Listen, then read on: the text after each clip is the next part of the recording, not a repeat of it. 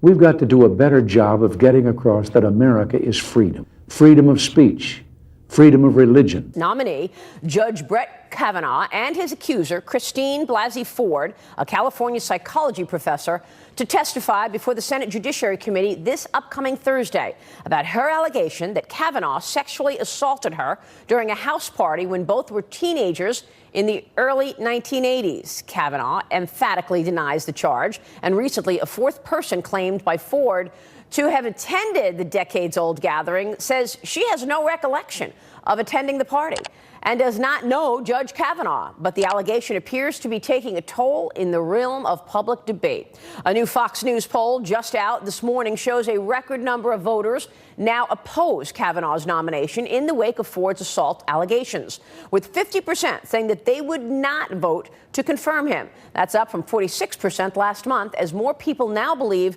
Ford over Kavanaugh. Still, there are others, including many Republicans, that are asking about Judge Kavanaugh's right to due process and the last-minute timing of this accusation in such a politically charged environment. We have House Judiciary Committee Chairman and Virginia Republican Congressman Bob Goodlatte standing by this morning. Mr. Chairman, thanks very much for joining us this morning. Maria, it's great to be with you. What can you tell us about this process and what's going on? How do you see things? Well, I think that Chairman Grassley has bent over backwards to make sure that these very serious allegations give the woman making the charges, Ms. Ford, an opportunity to come and testify. In fact, he's offered her about 4 different ways to go about doing that. I think if she is serious about these charges, she needs to come and testify. So I'm glad there's at least a tentative agreement.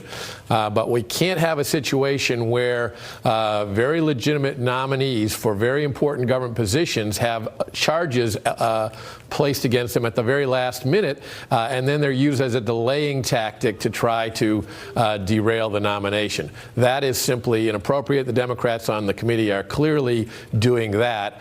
So I think he's handled it well, but I think he's also right to say either come and testify at the time appointed or we need to go ahead with our vote. But, Mr. Chairman, isn't that exactly what you're faced with, frankly? I mean, that's what's going on. I mean, if Ms. Ford continues to come up with new demands and pushing it back, then they're victorious. Then they are delaying the vote as much as possible and trying hard to kill it. Well, there are a great many people who think that's exactly what's going on.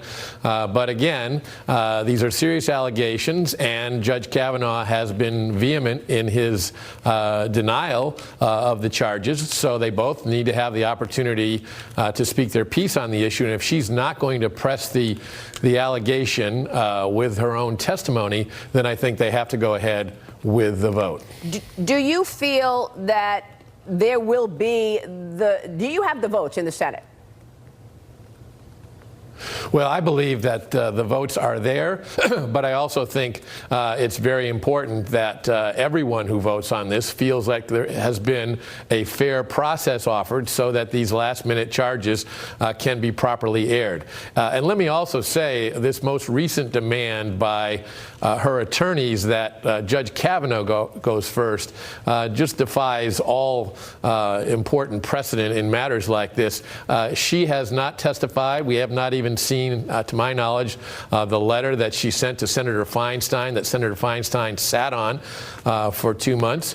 But now he's expected to come forward and deny allegations that she hasn't even made in any formal fashion at this point. I think that's entirely inappropriate. She needs to come forward. She needs to offer her testimony, and then he needs to have the opportunity to testify and tell what he knows, if anything, about this whole incident, other than his clear and outright denial that it ever took place. Well, you're right. I mean, the last time I checked, that's the way America works. You are innocent until proven guilty, and she's making the accusations. It seems weird to have him go first if she's the one making the charges.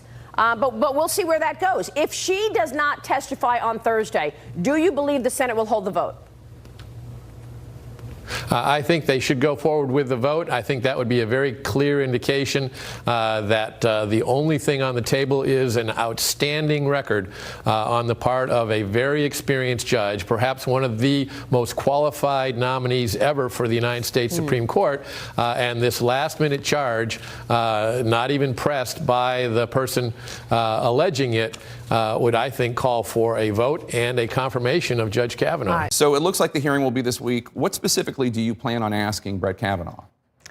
There are a lot of issues around Brett. The Wall Street Journal editorial board wrote a piece about the presumption of guilt, they say. They quoted you directly to argue that a core tenet of American law is not being applied to Kavanaugh. They write, quote, "The democratic standard for sexual assault allegations is they should be accepted as true merely for having been made. The accuser is assumed to be telling the truth because the accuser is a woman.